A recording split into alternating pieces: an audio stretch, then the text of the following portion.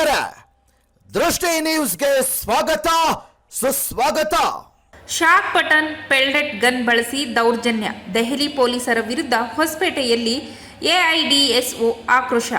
Vijayanagara Hosapete July 22 ನವದೆಹಲಿಯಲ್ಲಿ neat ಪರೀಕ್ಷಾ ಅಕ್ರಮ ಹಾಗೂ ಭ್ರಷ್ಟಾಚಾರವನ್ನು ವಿರೋಧಿಸಿ ಶಾಂತಿಯುತವಾಗಿ ಹೋರಾಟ ನಡೆಸುತ್ತಿದ್ದ ವಿದ್ಯಾರ್ಥಿಗಳ ಮೇಲೆ ದೆಹಲಿ ಪೊಲೀಸರು ನಡೆಸಿದ ಅಮಾನುಷ್ಯ ಹಲ್ಲೆಯನ್ನು ಖಂಡಿಸಿ All India Democratic Students Organisation Vijayanagara ಜಿಲ್ಲಾ ಸಮಿತಿ ವತಿಯಿಂದ ತಾಲೂಕು ಕಚೇರಿಯ ಎದುರು ಬೃಹತ್ ಪ್ರತಿಭಟನೆ ನಡೆಸಲಾಯಿತು.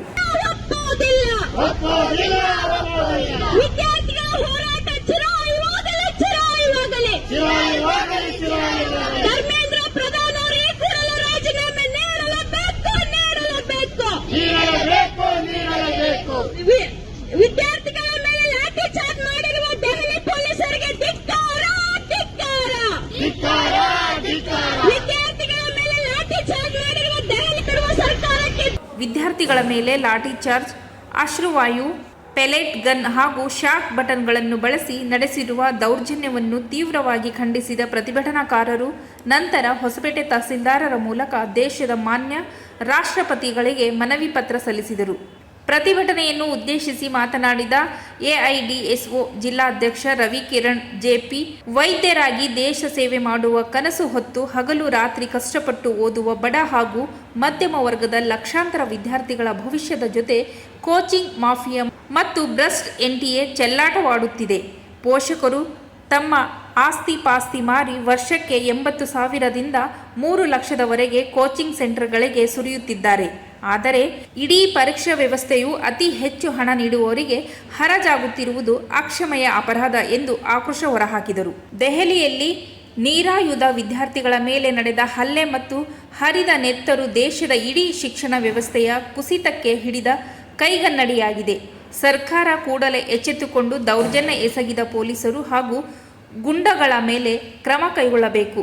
ಭ್ರಷ್ಟಾಚಾರದ ಕೋಪವಾಗಿರುವ ಎನ್ಟಿಎ ಅನ್ನು ತಕ್ಷಣ ರದ್ದುಗೊಳಿಸಬೇಕು ಮತ್ತು ಕೇಂದ್ರ ಶಿಕ್ಷಣ ಸಚಿವರು ನೈತಿಕ ಹೊಣೆ ಹೊತ್ತು ರಾಜೀನಾಮೆ ನೀಡಬೇಕು ಎಂದು ಅವರು ಆಗ್ರಹಿಸಿದರು. ವಿಜಯನಗರ ಜಿಲ್ಲಾ ಅಧ್ಯಕ್ಷರು ಮಾತಾಡ್ತಾ ಇರೋದು. ಇಡೀ ದೇಶವ್ಯಾಪಿ ನೀಟ್ ಸ್ಕ್ಯಾಮ್ ಆಗಿರೋದ್ರ ವಿರುದ್ಧ ಹೋರಾಟಗಳು ನಡೀತಾ ಇದೆ. ದೆಹಲಿಯ ಜಂತರ್ ಮಂತರಲ್ಲಿ 20ನೇ ತಾರೀಕು ಪಾರ್ಲಿಮೆಂಟ್ ಮಾರ್ಚ್ಗೆ ಕರೆ ಕೊಟ್ಟಿತ್ತು.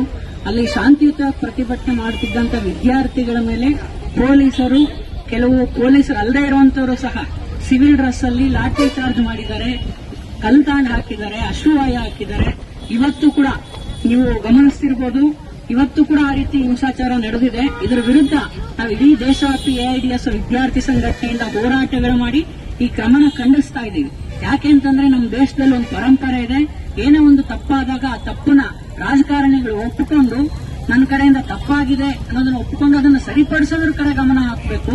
ಬಟ್ ಇಲ್ಲಿ ಒಪ್ಕೊಳ್ಳೋದಿರ್ಲಿ, ಇಷ್ಟು ಪ್ರತಿಭಟನೆ ನಡೀತಾ ಇದ್ರು ಸಹ 23 ಲಕ್ಷ ವಿದ್ಯಾರ್ಥಿಗಳಿಗೆ ಅನ್ಯಾಯ ಆದ್ರೂ, 21 ಮಕ್ಕಳು ಪ್ರಾಣ ಬಿಟ್ರು. ಇಡೀ ಪ್ರಪಂಚದಾದ್ಯಂತ ಇಡೀ ದೇಶಕ್ಕೆ ಚೀಮಾರಿ ಹಾಕಿ ಬೇರೆ ಬೇರೆ ದೇಶಗಳಲ್ಲಿ ಕೂಡ ಪ್ರತಿಭಟನೆ ಮಾಡ್ತಿದ್ದಾರೆ. ಇಂಡಿಯಾದ ವಿದ್ಯಾರ್ಥಿಗಳಿಗೆ ನ್ಯಾಯ ಸಿಗಬೇಕು ಅಂತ. ಇಷ್ಟು ನಡೆದ್ರು ಸಹ ನಮ್ಮ ಶಿಕ್ಷಣ ಸಚಿವರಾಗ್ಲಿ, ನಮ್ಮ ಪ್ರಧಾನಮಂತ್ರಿಗಳಾಗ್ಲಿ ಇದ್ರ ಬಗ್ಗೆ ಯಾವುದೇ ತಲೆ ಕೆಡಿಸ್ಕೊಳ್ತಾ ಇಲ್ಲ, ಯಾವುದೇ ಮಾತು ಆಡ್ತಾ ಇಲ್ಲ. ಅದಕ್ಕೆ ನಾವು ಎಐಡಿಎಸ್ ಆಗ್ರಹಿಸೋದೇನಂತಂದ್ರೆ ಈ ಕೂಡಲೇ ಇದರ ನೈತಿಕ ಹೊಣೆ ಹೊತ್ತು ಶಿಕ್ಷಣ ಸಚಿವರು ರಿಸೈನ್ ಮಾಡಬೇಕು, ಎನ್ಟಿಎನ ಸ್ಕ್ರಾಪ್ ಮಾಡಬೇಕು. ಯಾರು ತಪ್ಪಿತಸ್ಥರಿದ್ದಾರೆ ಅವರಿಗೆ ತನಿಖೆಯಾಗಿ ಸ್ಟಿಂಜೆಂಟ್ ಪನಿಷ್ಮೆಂಟ್ ಆಗಬೇಕು. ವಿದ್ಯಾರ್ಥಿಗಳ ಮೇಲೆ ಯಾರು ಈ ರೀತಿ ಹಲ್ಲೆ ಮಾಡಿದ್ದಾರೆ ಅವ್ರ ಮೇಲೂ ಕೂಡ ಆಕ್ಷನ್ ತಗೋಬೇಕು ಅಂತ ಈ ಮೂಲಕ ಆಗ್ರಹಿಸ್ತಾ ಇದ್ದೀವಿ.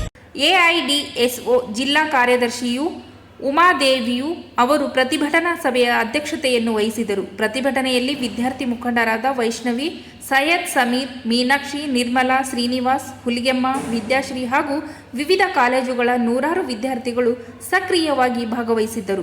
ಗೌರ್ಮೆಂಟ್ PU ಕಾಲೇಜಲ್ಲಿ ಸೈನ್ಸ್ ಮಾಡ್ತಾ ಇದ್ದೀನಿ. ಈಗ ನೀಟ್ ಎಕ್ಸಾಮ್ ಬಗ್ಗೆ 3 ಸಲ ಸ್ಕ್ಯಾಮ್ ಆಗಿ ಎಷ್ಟೊಂದು ಜನ ವಿದ್ಯಾರ್ಥಿಗಳು ಅವರು ಬರ್ದಿರೋ ಇದಕ್ಕೆ ಪ್ರೆಸರ್ ಆಗಿ ತುಂಬಾ ಜನ ಸತ್ತೋಗಿದ್ದಾರೆ ಅಂತ ಗೊತ್ತಾಯ್ತು. ಆದ್ರೆ ಈಗ ಮುಂದೆ ನಾವು ನೀಟ್ ಎಕ್ಸಾಮ್ ಬರಿಬೇಕು, ನಾವು ಬರಿತೀವಿ, ಮುಂದೆ ನಮಗೂ ಆಗುತ್ತೆ. ಆದ್ರೆ ಇಷ್ಟು ಜನ ಎಕ್ಸಾಮ್ ಬರ್ದಿದ್ದಾರೆ, ಅವರಿಗೆ ಪ್ರಾಬ್ಲಮ್ ಆಗಿದೆ, ನಾಳೆ ನಮಗೆ ಆಗಲ್ಲ ಅಂತ ಏನ್ ಗ್ಯಾರಂಟಿ? ಇಷ್ಟೆಲ್ಲ ಸ್ಕ್ಯಾಮ್ ಮಾಡ್ತಿದ್ದಾರೆ. ಕಷ್ಟಪಟ್ಟು ಬಡವ್ರ ಮನೆಯಿಂದ ಓದ್ಕೊಂಡ್ ಬಂದಿರೋ ಮಕ್ಕಳು ಓದಿ ಎಷ್ಟೋ ಕಷ್ಟಪಟ್ಟು ಬರ್ದಿರ್ತಾರೆ. ಆದ್ರೆ ಅವರಿಗೆ ಈ ತರ ಅನ್ಯಾಯ ಆದ್ರೆ ನಾವು ಸರ್ಕಾರಕ್ಕೆ ಪ್ರಶ್ನೆ ಮಾಡಿದ್ರೆ ಅದು ತಪ್ಪ. ನಮಗ್ ನ್ಯಾಯ ಸಿಗ್ಬೇಕಲ್ಲ. ನಾವು ಬಡವ್ರ ಮಕ್ಕಳಾಗಿ ಓದ್ತಿರ್ತೀವಿ, ಕಷ್ಟಪಟ್ಟಿರ್ತೀವಿ, ಹಗಲು ರಾತ್ರಿ ಅಪ್ಪ ಅಮ್ಮನ್ಗೋಸ್ಕರ ಎಷ್ಟೋ ಇದು ಮಾಡಿರ್ತೀವಿ. ಈ ತರ ಅನ್ಯಾಯ ಮಾಡಿ ಸ್ಕ್ಯಾಮ್ ಮಾಡಿ ಯಾರೋ ಕ್ವಶನ್ ಪೇಪರ್ ನ ಇದು ಮಾಡಿ ಅವರು ತಪ್ಪು ಮಾಡಿದ್ರೆ ಅವ್ರಿಗೆ ಶಿಕ್ಷೆ ಇಲ್ಲ. ನಾವು ಇಷ್ಟೆಲ್ಲ ಕಷ್ಟಪಟ್ಟು ನ್ಯಾಯ ಕೇಳಕ್ ಹೋದ್ರೆ ನಮಗೆ ಪೊಲೀಸರು ಈ ತರ ಅನ್ಯಾಯ ಮಾಡಿದ್ರೆ ನಾಳೆ ನಮಗೂ ಅನ್ಯಾಯ ಆಗುತ್ತೆ. ಈ ತರ ಮಾಡಬಾರ್ದು ಅಂತ ನಾನು ಕೇಳ್ತಾ ಇದ್ದೀನಿ. ಮತ್ತೆ ಸರ್ಕಾರದವರಿಗೆ ನಮಗೆ ನ್ಯಾಯ ಸಿಗ್ಲಿ. ನಾವು ನಮ್ಮ ಮುಂದೆ ಇರೋರು ಮತ್ತೆ ನಮ್ ಹಿಂದೆ ನೆಕ್ಸ್ಟ್ ಓದೋರು ಕೂಡ ಅವರಿಗೂ ನ್ಯಾಯ ಸಿಗ್ಲಿ ಅಂತ ನಾನು ಕೇಳ್ತಾ ಇದ್ದೀನಿ. ವರದಿ ಬಾವಿಹಳ್ಳಿ ನಂದ್ಯನಾಯಕ್, ದೃಷ್ಟಿ ನ್ಯೂಸ್, ಹೊಸಪೇಟೆ.